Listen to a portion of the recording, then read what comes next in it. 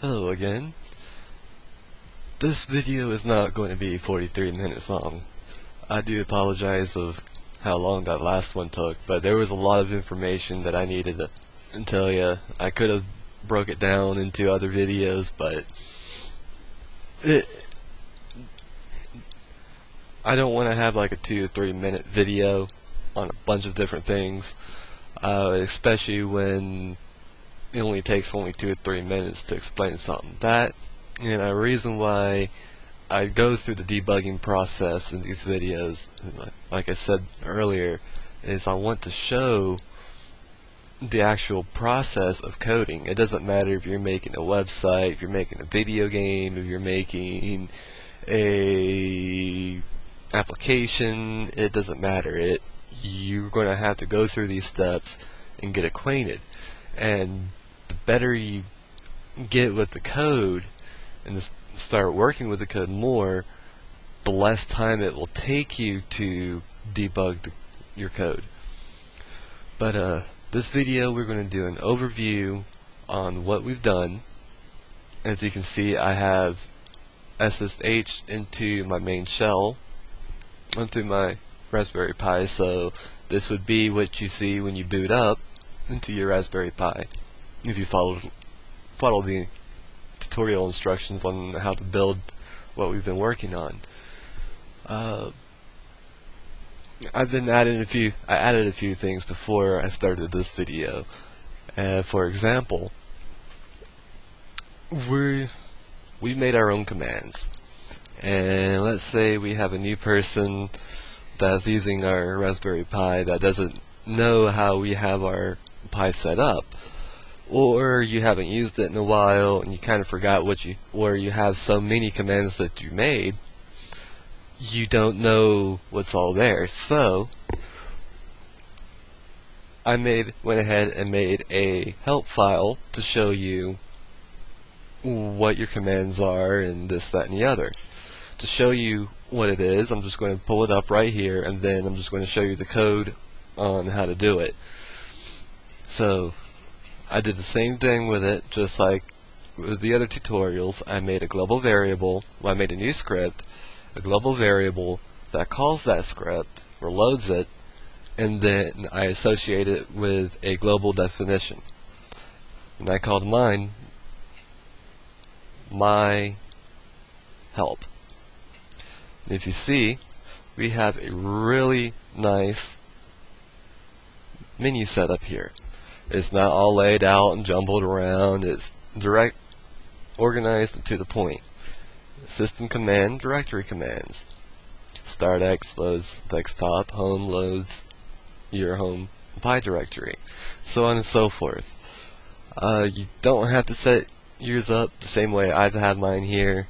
In fact, I just did this on the fly just to show you, how it can be done. You can also make command line applications the same way, or command line shells doing the same process. But just to show you, it is wise to make a help file or a reference file of all of your new commands that you made, or with anything else that you've associated with. It doesn't matter if it's this project, another project.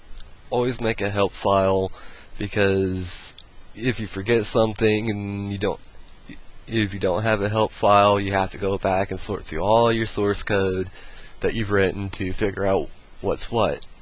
That, and like I said, if you have a new user, or if you're making a program for other people to use, they would need a help file in order to understand how that program works. So I also made another one, which was an easier way for me to start my VNC up. So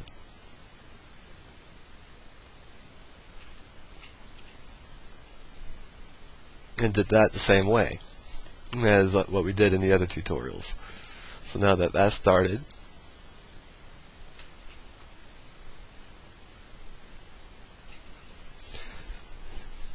here we are in our desktop environment on our Raspberry Pi, let's go ahead and look at the code that I've added.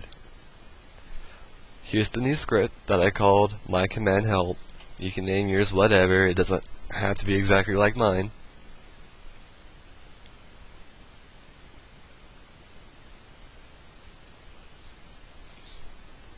Let's look at the code here.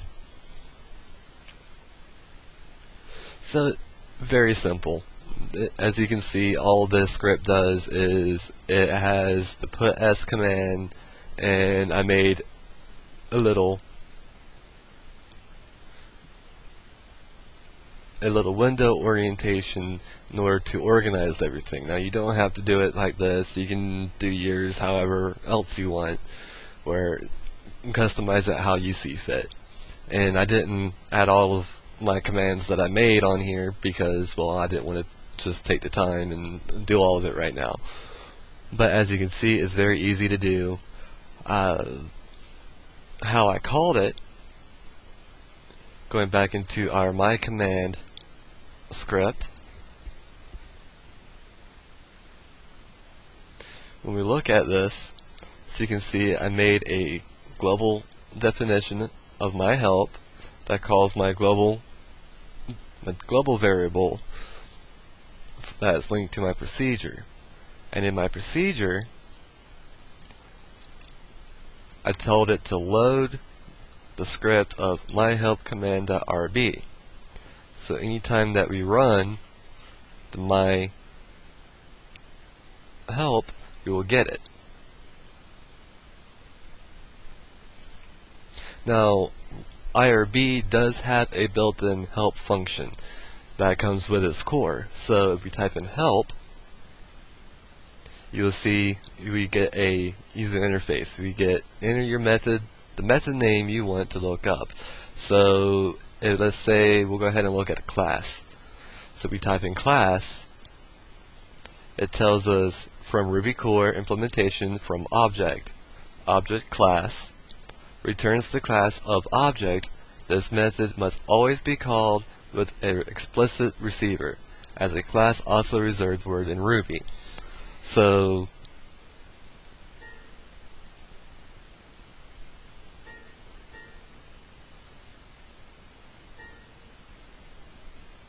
okay, why are you being weird?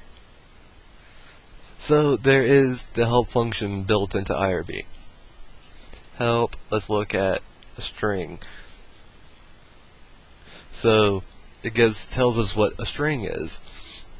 Implementation of match data. Returns a frozen copy of the string passed into a match. And it gives you an idea on how it works.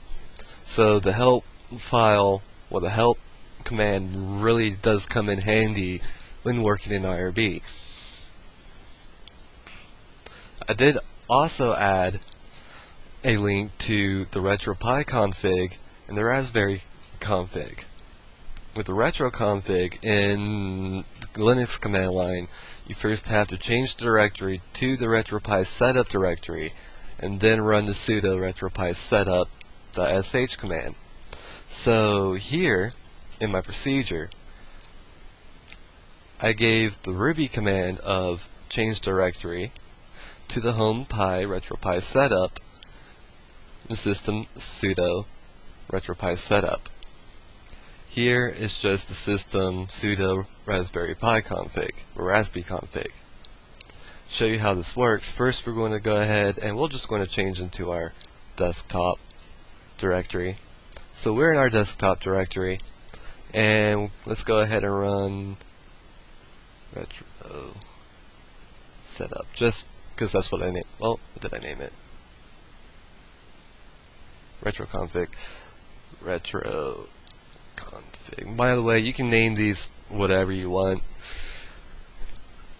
but as you look, it loads right up. And then we are now in our RetroPie setup. We exit out. Let's check our directory. dir.pwd. Now we should still be in our desktop. Oh, nope, we're still in RetroPie setup. But with a little bit of code, after we exit out of this, we can tell it to change directory back to whatever directory we were in. So with a basic setup like this, that very easy to use.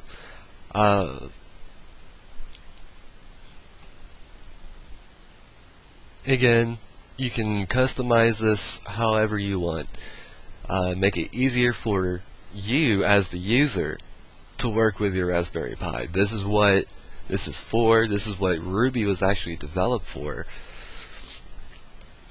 Other than that, I mean, as you can see, it's a pretty much straightforward process. So just to caption an overview of everything that we've done, we have made an object. Our object is a class. So we have a class that lists all of our system commands that's linked to our custom-made commands. So we can call this start desktop if we want, or boot Rubian, not Rubian, yeah, boot Raspbian. Or you can, this can be however you name it to where you want it to be, whatever you want. Same thing down here. So that's what I absolutely love about Ruby. You can do the same thing with Python. You can do the same thing with Perl. The coding would be a little bit different because of how the interpreters work and the syntax of the code. But for me personally, I like to work in Ruby. Definitions. We can define our variables just like we can define our constants. A variable always starts with a lowercase. We can have global variables, we can have local variables, and we can have instance variables, which we'll get in touch into that in a later date. So a class is a method to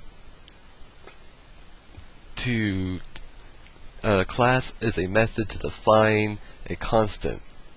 A definition is a method to define a variable.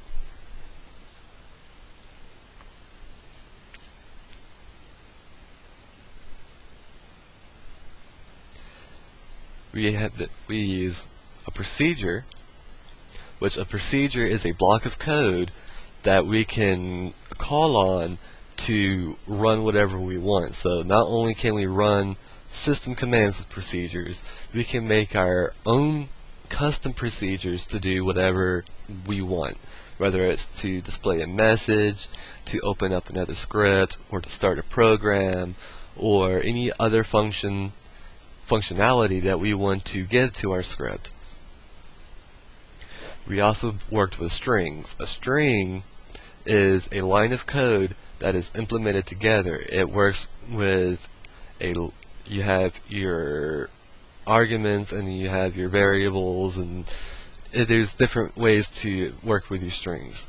And strings are done in a lot of time in a mathematical statement, such as down here with our directory commands.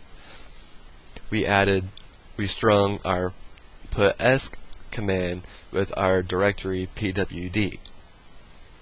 So when we go to call our home command, it will display you are now in, and it will display the name of the directory that we just pulled up.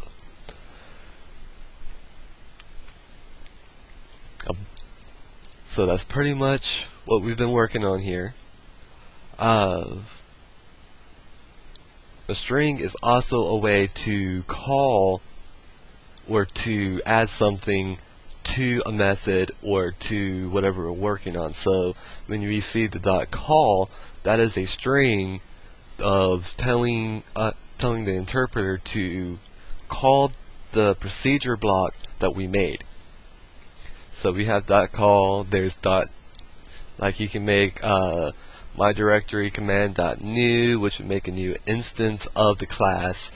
You can make there's like working with the files. We had the .open string, we had the .write string, .close string. There are all sorts of ways that we can implement strings and working in our code. But that is the overview of what we've been that we've had with this setup gives you all the basic functionality that you would need to be able to work on your Raspberry Pi without having to do a bunch of matching argument commands in the Linux command line, such as the cd, which stands for change directory, cd, and then put in the whole entire path name of the file or the directory we want to pull up. So doing this makes it a lot easier, a lot more refined. It makes it just as easy as working in a command or a GUI interface, to where all you have to do is click on a folder to pull up the directory that you want. So this method does make it a lot easier to work with your Pi. The next tutorials that we'll be working on will show how we'll start working on making command line interfaces. But for those who work more with Raspbian or Ubuntu Mint or any other Debian desktop environment, I'll show you how to make graphic user interface application or graphic window applications. Now, I would like to add that the same process that we're doing here, the same exact code, this right here will work in Windows, it will work in Mac OS, it will work in anything that has a Ruby interpreter. The only difference is, like up here in our system commands, the only difference would be what the kernel commands are on the system that you're using. So if you're using a Windows computer or a Windows machine, instead of using the Linux commands that we have in place here in our procedures, you would put the Windows commands. You can also, later on down the line, we'll start working with this if statements and doing loops. If hopefully this little taste of Ruby, the Ruby language, has got you interested into wanting to start programming more. Later on, we can actually make one program that will work on cross-platform. It doesn't matter if you put it on a Windows machine, if it will put it on any type of Linux machine. It doesn't matter what type of kernel it is. It doesn't matter if it's Debian, Arch Linux, etc. We can write our program to where it will find out what the kernel is, what system you're on, whether it's Windows or Mac OS or whatever flavor of Linux you're running, and it will run the correct commands for that system. So you can have your Debian Linux commands, you can have your Mac OS commands, you can have your Windows commands, all in one script, right? Just as we have here. And with if statements and with conditional statements, as they're called, not just if statements, but there's a whole slew of conditional statements, you can put your program on whatever you want, whatever platform, and it will work correctly. That's one of the biggest aspects I love about Ruby is the versatility of it. Now with Windows, they're talking about adding the Ruby interpreter into it. They've been talking about it the whole time in Windows. They don't have it yet. They're taking their sweet time of implementing the interpreter in it, like Linux and Mac OS do. But it is a very simple install on Windows. It's not something that's very tedious. It actually works with how Windows works. You can get a setup executable file offline from, I believe it's rubylanguage.org. You can do a search for it, download Ruby for Windows, and you can go in and it runs through the installation process and it installs the interpreter and all the core packages, and you have the full Ruby functionality on Windows. Now, a cool thing about running Ruby on Windows is, unlike on Mac OS or on Linux, which you can do the same thing on Linux, but we'll show you on a little later date. For us to run our commands, if we double click it, it's not going to run. It's just going to do, it won't do anything.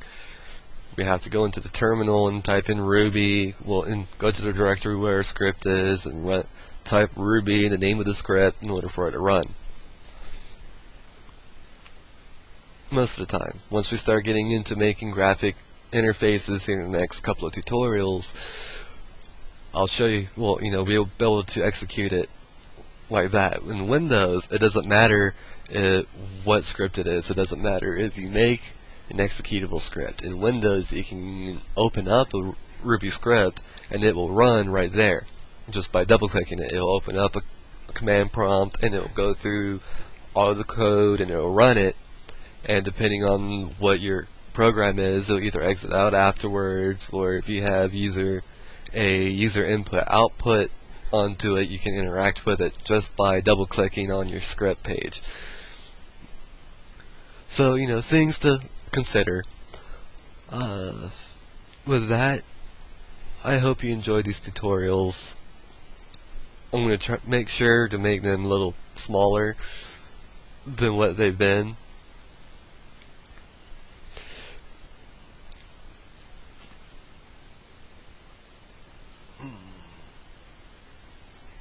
But, please feel free to tinker with this code.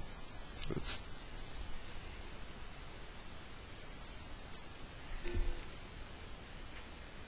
Feel free to tinker with this code. Have fun with it. That's what this is supposed to be for, is to have fun. Until then, y'all have a good one.